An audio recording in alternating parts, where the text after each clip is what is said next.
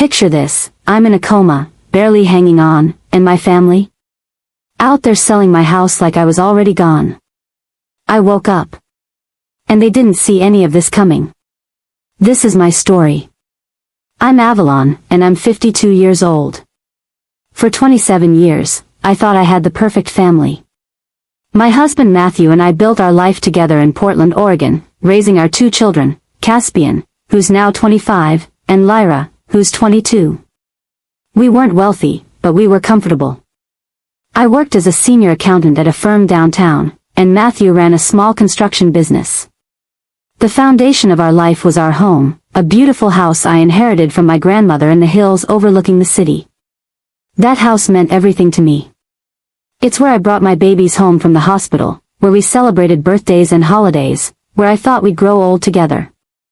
I also owned 2 rental properties in Seattle that I'd purchased over the years as investments. Smart financial planning, I thought.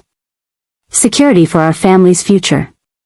Then came the accident that changed everything. I was driving home from work on a rainy Tuesday evening when a drunk driver ran a red light and slammed into my car. The impact was devastating. I suffered severe head trauma and slipped into a coma. The doctors weren't sure if I'd ever wake up. For 3 months, I lay unconscious in that hospital bed in Portland. 3 months where my family had to make decisions without me. 3 months that would reveal who they really were. And here's something that still haunts me. After the first week, none of them came to visit me. Not once. When I finally opened my eyes, the first face I saw was my sister Juniper's. She was crying, holding my hand. I was confused, disoriented. The doctors explained what had happened, how long I'd been out. I kept asking for Matthew and the kids. Juniper's face went pale. She told me they'd been there every day at first, but then, she hesitated. She said they'd been taking care of things while I was unconscious. Something in her tone made me uneasy. I pressed her for details, but she kept deflecting. She said Matthew would explain everything when he came to visit. But Matthew never came. The nurses later told me that after the first week, my family had stopped visiting entirely. While I was fighting for my life, hooked up to machines, they were busy with other things. The woman in the bed next to me had visitors every single day. Her grandson read her stories. Her daughter brought flowers. And me? I had no one. It was Caspian who finally showed up 2 days after I woke up, looking nervous and avoiding eye contact. I was so happy to see him, but he seemed distant, almost guilty. When I asked about his father, he mumbled something about Matthew being busy with paperwork. I asked him why no one had been visiting me. He looked uncomfortable and said they'd been dealing with things, and that visiting was too hard for them. Too hard for them. I was the one in a coma. Then I asked about the house. I wanted to know how they were managing, if they needed money, if the insurance was helping with my medical bills. Caspian's face went white. He started stammering, saying everything was handled and I shouldn't worry about it. When I pressed him, he finally broke down and told me the truth. They had sold the house. My family home. The house that had been in my family for generations. The house I loved more than anything. They sold it while I was lying unconscious in a hospital bed, not even knowing if I would ever wake up. I couldn't breathe. I thought I was having another medical emergency. The nurses had to give me oxygen. Caspian was crying, saying they had no choice, that the medical bills were piling up, that they needed the money. But here's what really happened, and I pieced this together over the following weeks through my own investigation. Matthew had been planning this for years. He'd been having an affair with his secretary, Betrayal, for over 2 years. While I was in that coma, he saw his opportunity. He convinced the kids that selling the house was the only way to pay for my medical care. He painted himself as the devoted husband making a terrible sacrifice for his wife's life. They believed him. Or at least, they chose to believe him. But Matthew didn't use the money for my medical bills. My insurance covered most of the costs. Instead, he used the money from my house to buy a new place in Denver with Betrayal. A fresh start for his new life. The kids. They got small apartments with their share of the money. Caspian in Portland, Lyra in Los Angeles. They were adults, after all. They could take care of themselves. When I confronted Matthew over the phone, he didn't even try to deny it. He said he'd been unhappy for years, that the accident gave him clarity about what he wanted. He said he hoped I'd understand someday. Understand? I was still relearning how to walk properly, dealing with memory issues from the brain injury, and he was telling me he'd stolen my inheritance to fund his midlife crisis. The conversation got heated. I asked him why he hadn't visited me even once during those 3 months. He said it was too painful to see me like that. Too painful for him. He said he needed to focus on the future and make practical decisions. Practical decisions. That's what he called stealing my house. Lyra called me crying a few days later. She said she was sorry, that she knew it was wrong, but Matthew had convinced them it was the only way to save me. She said she'd been having second thoughts, but it was too late now. I asked her the same question I'd asked her brother: why hadn't any of them visited me after the first week? She got defensive. She said it was traumatic for them to see me hooked up to machines. She said Matthew had told them that I probably couldn't hear them anyway, so there was no point in coming. No point in coming. To see their mother. Who might have been dying. Too late. Those words echoed in my mind. I spent the next month in physical therapy, rebuilding my strength. But more importantly, I was planning. See, what my family didn't know was that I'd been very careful about how I structured my properties over the years. Remember those rental properties in Seattle? They were worth considerably more than anyone realized. The market had exploded during my time in the Coma. What Matthew and the kids thought were modest investments had become quite valuable. I had also been listed as the primary beneficiary on several of Matthew's accounts and policies, things he'd forgotten about in his excitement to start his new life. Here's where it gets interesting. I quietly hired a lawyer in Seattle. Since I was the sole owner of the rental properties, I had every right to make changes. I removed Matthew, Caspian, and Lyra from all the paperwork. Every document that had listed them as beneficiaries or potential inheritors, gone. Then I did something that would change everything. I sold both Seattle properties. The market was hot, and I made a considerable profit. With that money, I bought a larger property in Chicago, a beautiful townhouse in a great neighborhood. I also purchased a smaller rental property in Miami. I used the connections I'd made during my recovery to start a consulting business. My accounting background, combined with my experience dealing with medical billing and insurance companies, made me uniquely qualified to help other families navigate medical crises. The business took off faster than I expected. Within 6 months, I was making more money than I ever had in my life. Meanwhile, my family was struggling. Matthew's construction business began failing. Turns out, a lot of his success had been built on my financial backing, money I'd contributed over the years that he'd never acknowledged. Without that stability, and with his attention divided between his business and his new relationship, things fell apart quickly. Caspian called me one day, asking for financial help. His apartment lease was up, and he couldn't afford to renew. He'd been counting on money from Matthew, but Matthew wasn't in a position to help anymore. I listened patiently as he explained his situation. Then I told him about my new success, my new properties, my new life. I could hear the hope in his voice as he processed what I was saying. Then I told him that unfortunately, I wouldn't be able to help him. He was shocked. He said he was my son, that family should help family. The irony wasn't lost on me. I reminded him that he'd said the same thing when he helped sell my house, that family should help family. I also reminded him that when I was unconscious and vulnerable, he hadn't even bothered to visit me. But now that he needed money, suddenly I was family again.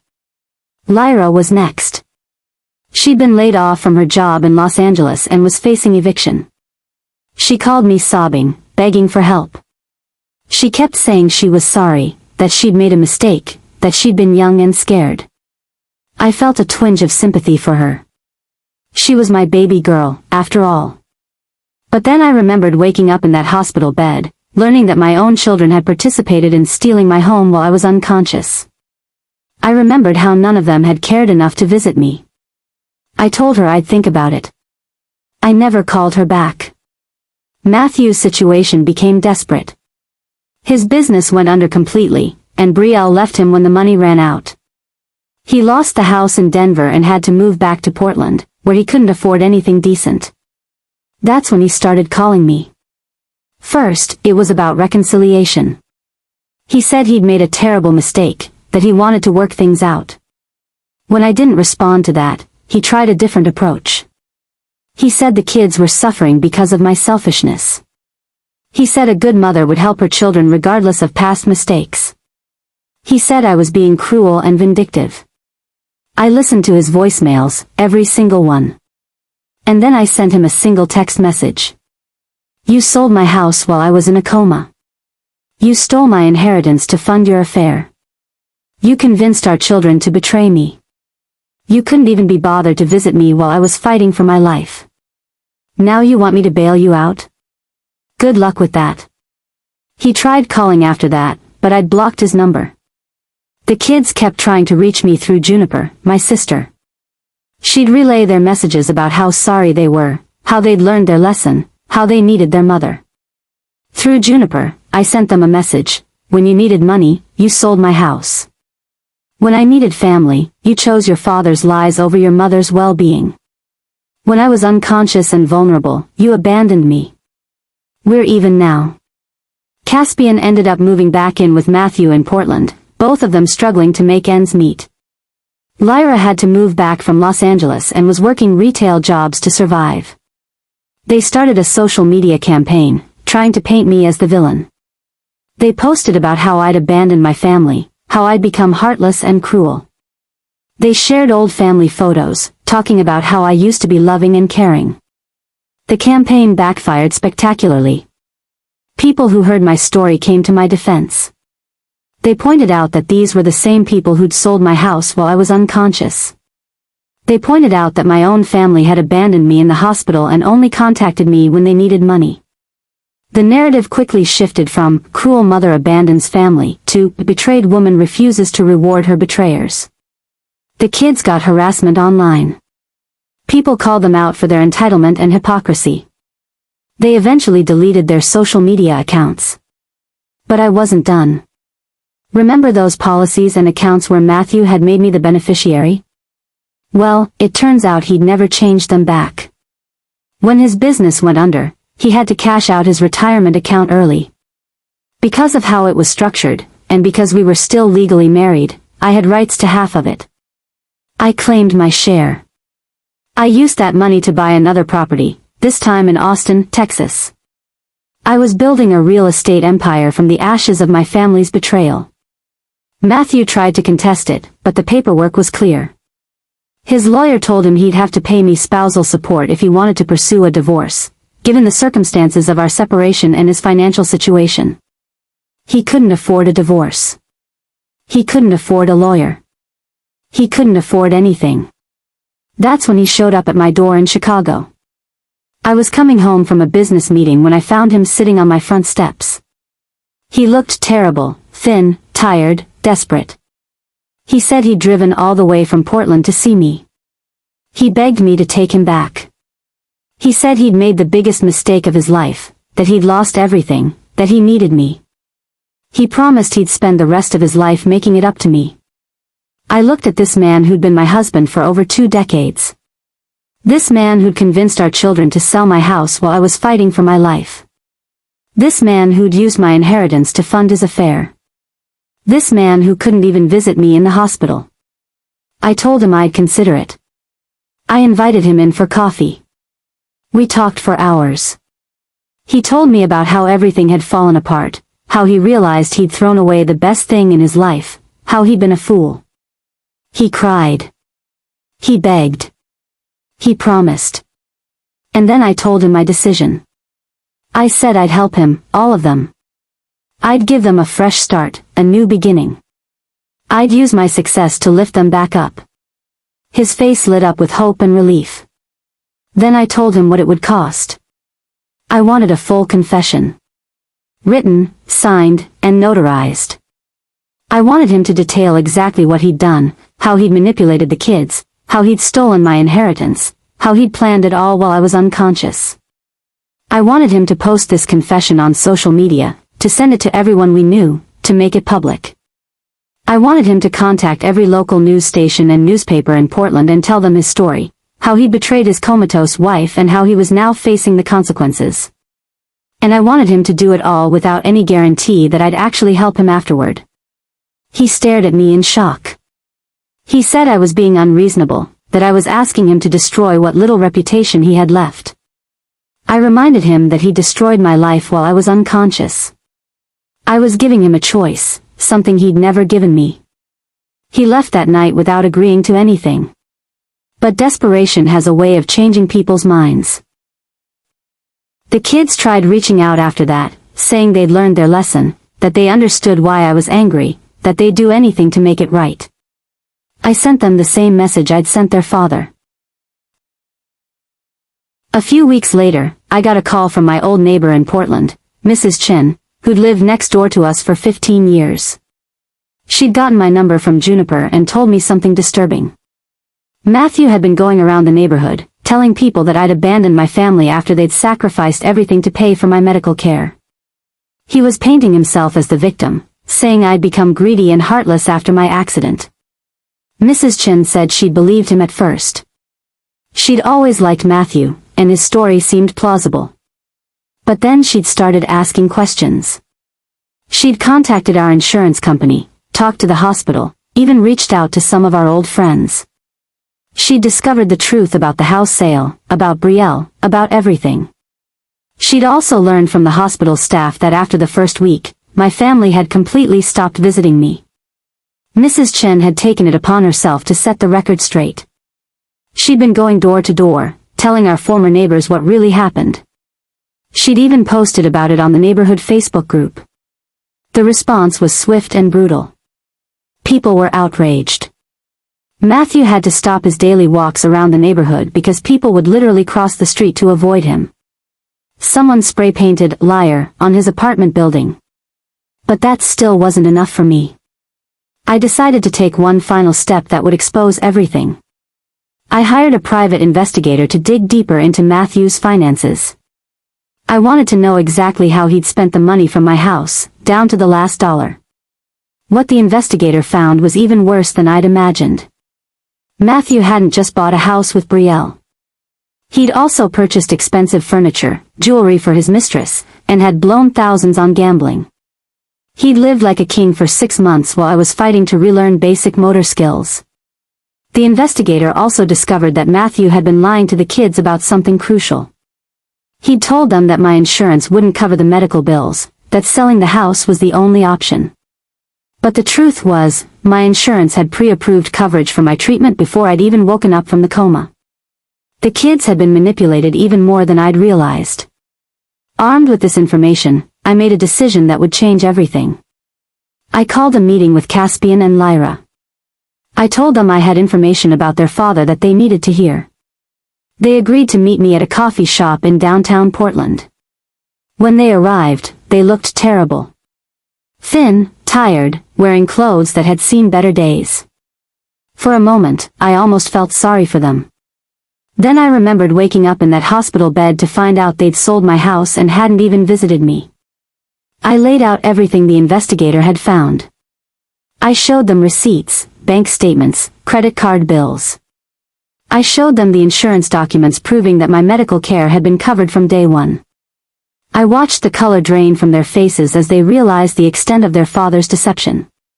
Caspian started crying. He said he'd never known about the gambling, about the boat, about any of it.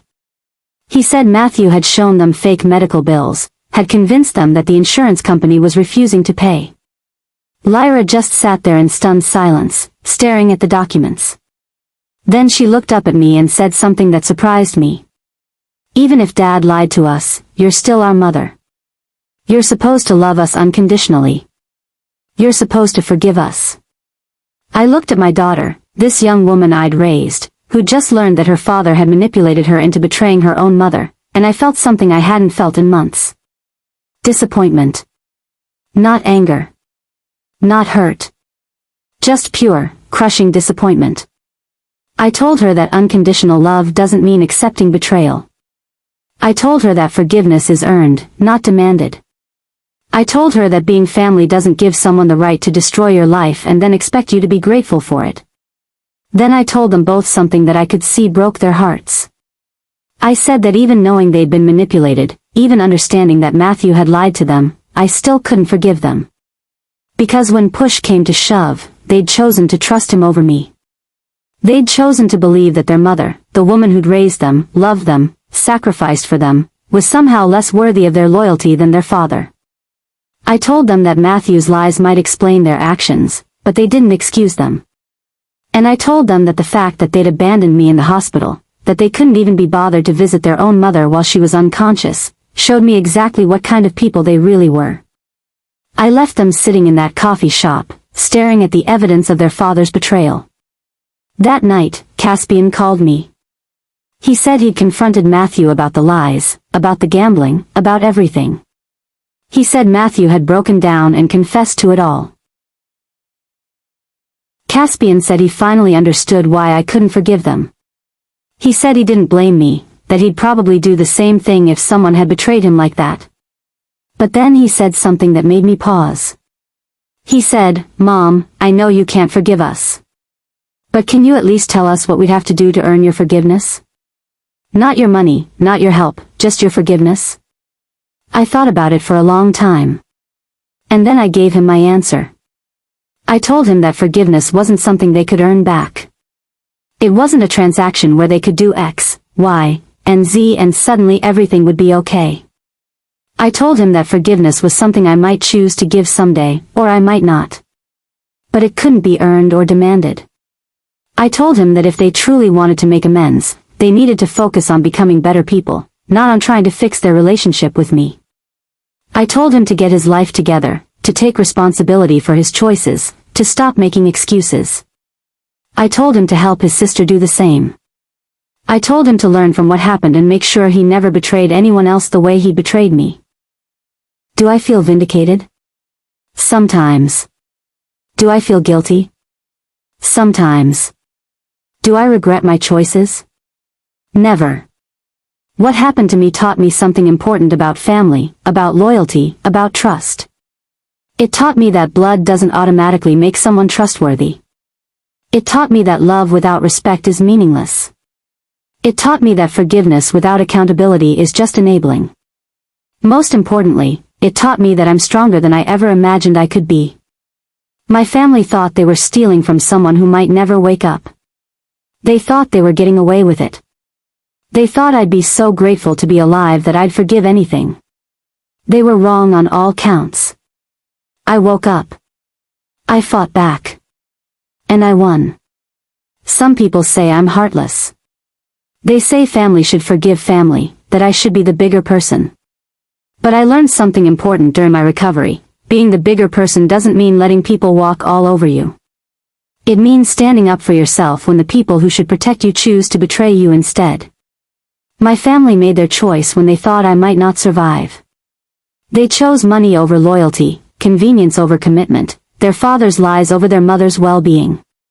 They chose to abandon me when I was most vulnerable. Now they're living with the consequences of those choices. I made my choice too. I chose to rebuild my life without them. I chose to create success from the ashes of their betrayal. And I chose to let them figure out their own lives, just like I had to figure out mine when I woke up from that coma to find my world destroyed and my family gone. This is Unbroken Revenge. Here, we share stories of the scarred and shattered that become stitched and savage.